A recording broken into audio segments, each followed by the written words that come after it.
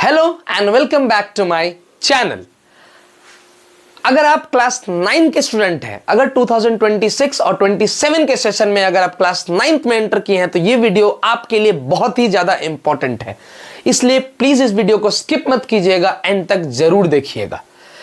2-3 दिन पहले सीबीएसई ने बहुत बड़ा बम फोड़ा है। और वो बम क्या है? तो उन्होंने अपना पूरा ही एनसीईआरटी का जो करिकुलम है, जो सीबीएसई का सिलेबस है, उन्होंने पूरा ही अपडेट कर दिया है। बहुत सारे मेजर चेंजेस आए हैं और इन चेंजेस के बारे में हम अपने वीडियो में अभी डिस्कस करेंगे। और कुछ पॉइंट्स मैंने लिख दिए हैं बोर्ड पे, जो आपको दिख रहा होगा। ये बहुत इंपॉर्टेंट टॉपिक्स है जो कि आपको क्लास 9 में अगर आप पढ़ रहे हैं तो आपके लिए जानना बहुत जरूरी है। तो बिना किसी देरी के let's start our video. So moving on to the first topic, जो कि सिलेबस चेंज।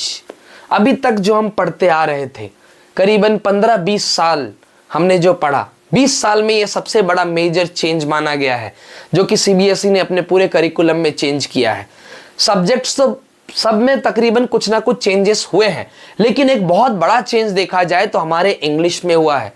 हमारे जो बहुत दो वैल्यूएबल और बहुत इंपॉर्टेंट बुक्स थे, मोमेंट्स और बीहाइव, जिसके इतने अच्छे अच्छे पोम्स थे, इतने अच्छे अच्छे स्टोरीज थे, उसमें प्रोज थे, और ये सारे चीज को सीबीएसई ने चेंज कर दिया। वो दोनों बुक ही अब खत्म हो गए हैं और उसके बदले सीबीएसई ने एक नया बुक लॉन्च किया है जिसका नाम है कावेरी।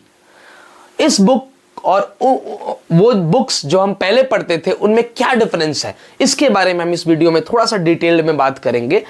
आखिरकार ये सिलेबस चेंज क्यों हुआ है। और भी बहुत सारे सब्जेक्ट्स हैं, एसएसटी में हुए हैं, साइंस में हुए हैं, मैथ्स में हुए हैं।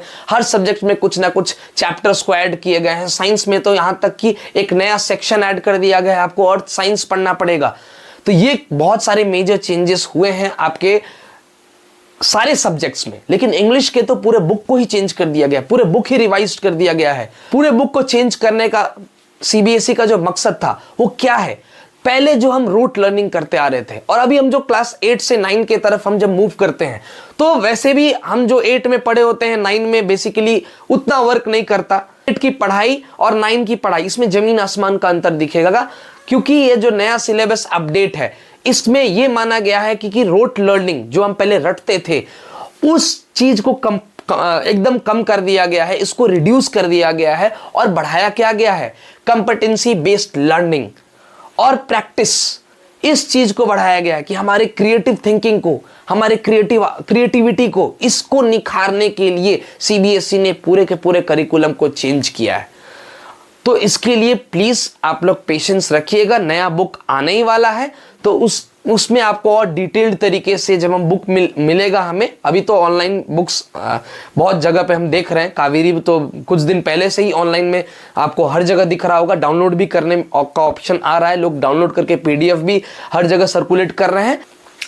अब मूव करते हैं अपने सेकेंड टॉपिक पे, जो कि है हमारा 3 लैंग्वेज। अब ये क्या है? पहले जो हम सीबीएसई के करिकुलम से जो हम पढ़ते थे उसमें हमें 2 लैंग्वेजेस पढ़ने पड़ते थे, जिसे हम R1 और R2 के नाम से जानते थे। R1 में हम इंग्लिश लेते थे, R2 में हम हिंदी संस्कृत, कुछ भी जो रीजनल लैंग्वेज हमें पसंद है, या हम हिंदी संस्कृत का कॉम्बिनेशन लगते थे, या हम इंग्लिश संस्कृत का, या हमें इंग्लिश नहीं पढ़ना तो हम हिंदी संस्कृत, मतलब इस तरीके से लैंग्वेज हम अपने हिसाब से चूज कर सकते थे।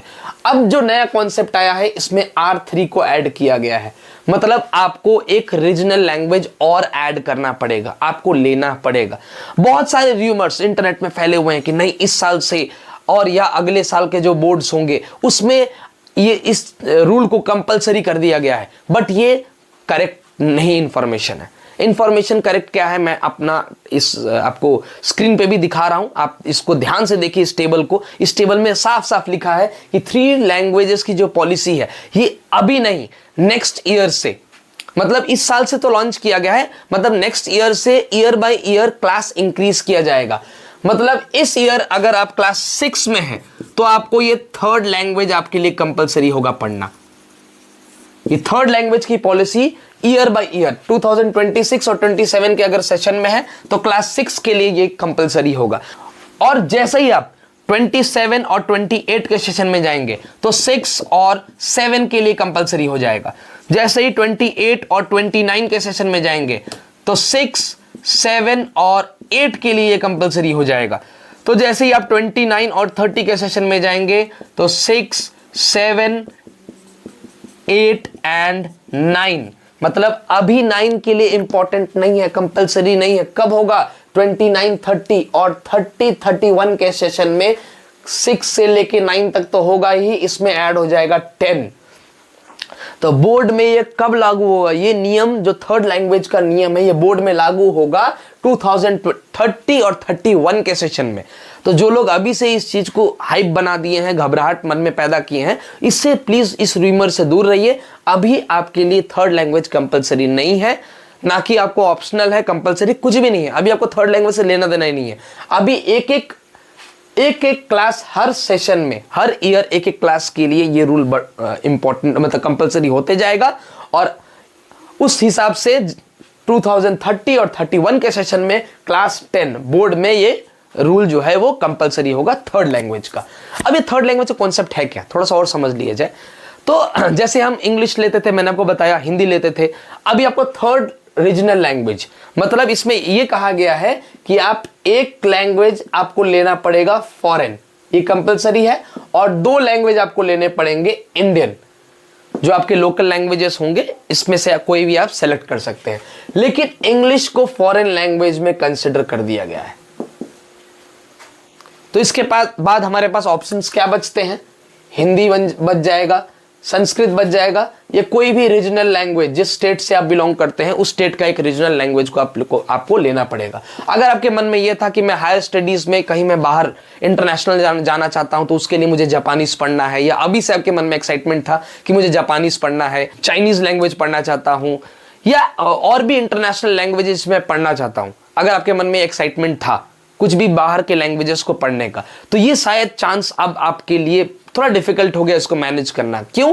क्योंकि इंग्लिश को फॉरेन रख दिया गया है। तो अगर आपको जापानीज आप सेलेक्ट करते हो तो फिर आपको इंग्लिश को ड्रॉप करना पड़ेगा, क्योंकि एक ही आप ले सकते हो। अगर आप इंग्लिश लेना चाहते हो तो फिर आप बाकी इंटरनेशनल लैंग्वेज जो आप लेना चाहते हो तो फिर वो अपने कोई फॉरेन लैंग्वेज जो आप लेना चाहोगे वो आप नहीं ले पाओगे।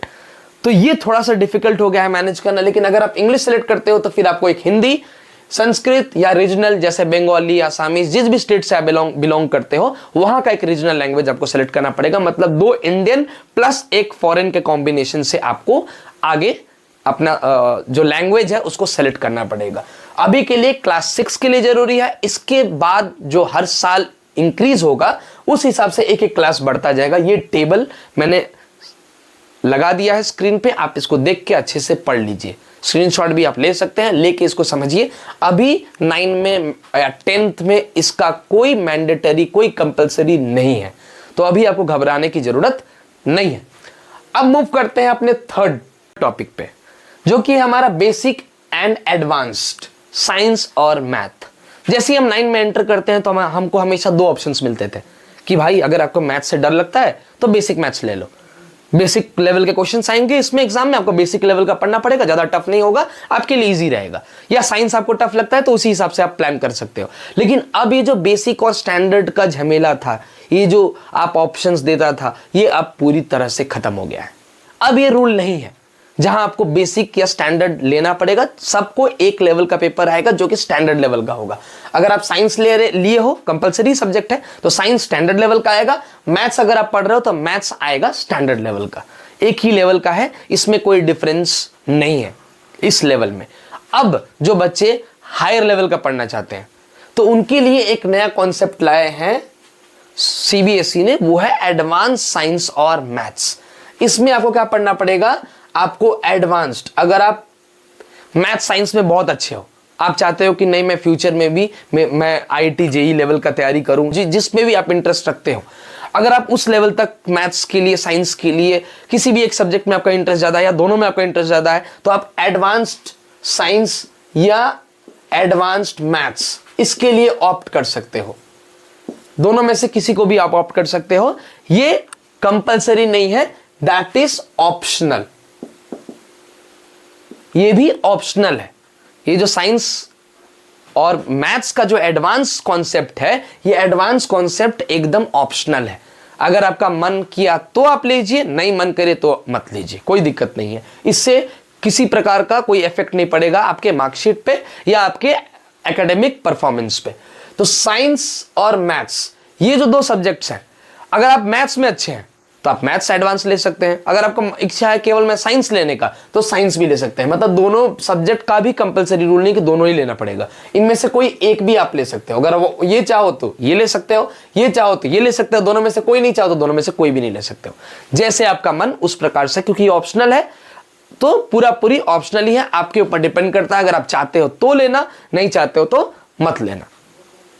अब ये रूल है क्या, इससे क्या फायदे होंगे, फायदे के बारे में तो हमने अभी बात किया। अब ये इसके एग्जाम होंगे कैसे, क्या हमारे पेपर के मार्क्स को रिड्यूस किया जाएगा? क्योंकि ये एडवांस साइंस और मैथ का जो एग्जाम है वो केवल 25 मार्क्स का होने वाला है। तो क्या 25 मार्क्स प्लस 55 मार्क्स का हमारा पेपर होगा, उसमें 25 मार्क्स ऐड करके 80 किया जाएगा? क्या ऐसे होने वाला है? नहीं, इस प्रकार से बिल्कुल नहीं होगा। अगर आप एडवांस साइंस या एडवांस मैथ्स के लिए ऑप्ट किए हो, लिए हो इसका टारगेट कि मेरे को ये इसको भी पढ़ना है, तो इसके लिए 25 मार्क्स का एग्जाम होगा, जो कि 1 आवर एक्स्ट्रा टाइम मिलेगा आपको पूरी 1 घंटा एक्स्ट्रा मिलेगा इसके एग्जाम को देने के लिए। आप 80 मार्क्स का एग्जाम दे दोगे, जिसके लिए आपको नॉर्मली 3 आवर मिलता है।